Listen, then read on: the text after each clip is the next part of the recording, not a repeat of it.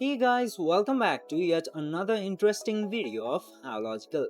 And in this video, we are going to explore can we change our email address in Agoda or not. So without any further ado, let's dive right into this exciting video. Now, in order to find out, you just simply have to open your Agoda application at first, and after opening the Agoda application, you will get to see this more button.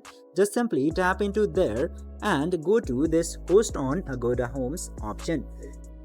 After coming into this page, you will get to see all of your details into this profile section. Now into the profile section, you will get to see the email address option if you scroll down to contact details page. And from here, you cannot actually rewrite the email into this section. It means there is no way to change the email address in Agoda. If your email address is mistaken or you want to use another email, you should perhaps create a new account for Agoda. This is only option remaining for you because you cannot actually change the email address into your Agoda. I hope this video was pretty informative for you.